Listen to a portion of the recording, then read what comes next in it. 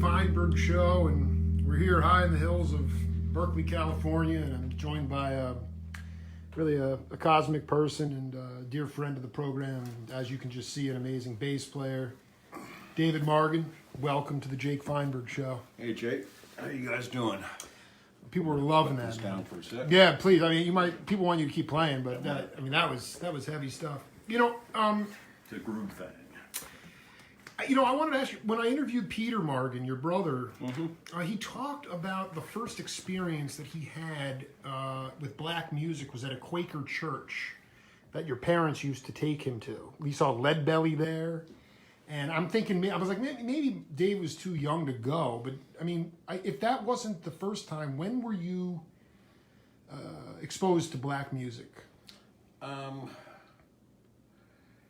Probably when I was 13 or 14. I was playing with a band called Tuwaka with Peter and my brothers, and Johnny Otis was in the band, and that's kind of when I started listening to James Brown and funk. And then by the time I was 13 and 14, I had been kind of taken under the wing by this bass player named John Knight, who was a big influence on me. He was actually, I think, if he would have not died of a heroin overdose when I think I was 15 or so, he probably would have ended up playing with Tower after Rocco left at that point. John Knight. Yep. But they used to sneak me into the On Broadway when I was 13 or 14. I would put a fake mustache on and a hat and try and look mature, and they would sneak me in to see Tower of Power when Tower was just first starting out. This would have been probably 71 or 72, and On Broadway was where they had, I think they played every Monday night. And it was also a major haven for like the jam sessions, like Victor Pantoa would be down there. Yeah, it was definitely a scene, and it was a lot of fun. It was actually before even Lenny Pickett was in the band. It was really at kind of the beginning stages of it, just when they had changed. Was it Willie Fulton was in the band, or? Yeah, Willie was in the band. Willie was in the band. That was before Bruce Conti even started playing with them. So I was kind of known as the young funky man, I guess, at that point. I was way young. Well, no. What I wanted you to talk about was the oral tradition of black music. I mean, when I saw Billy Cobham, Ron Carter, and Kenny Barron last summer at the Art of the Rhythm section, there were all these texts running around saying, you know, Kenny, is your amp up? Can you hear it okay? Ron, can you hear that all right? Billy, you know, they're all talking, right? And these cats just start playing, and within 2 minutes, everybody left the bandstand. They just went away. Can you talk about what was most impactful about soul music, black music to you? Especially the nonverbal part of it, how you communicated. Because it's not about the time signature, it's not about what's written out necessarily, it's a feel thing.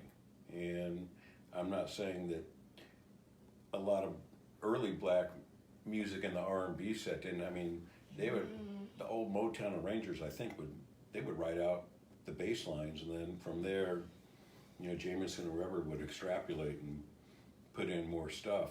In fact, I've been listening to some, with the new technology now, they can actually, you know, cut all the other instruments. You can just hear like the bass by itself. I mean, the creativity and the feel thing is just, it's monstrous. You can lower everybody else and just hear Jamerson. Yep. So as far as, you know, black music, I mean, well, it goes so far back. I mean, it's really, I think I owe a hell of a lot to black musicians for coming up with what they came up with at the time, and being a white guy trying to emulate it since I was 13 years old and I'm now 60. It definitely, and for me, just coming up, I think we talked about this in an earlier interview, coming up, and, you know, my first real education was playing in a black soul club in East Oakland when I was 14 years Whispering old. Shadows.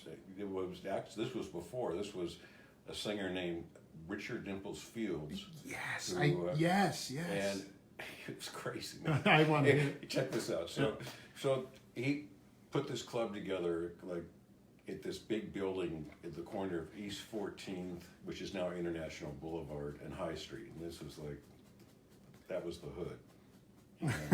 And now it's more Hispanic, but back then that was the hood. And so we used to play.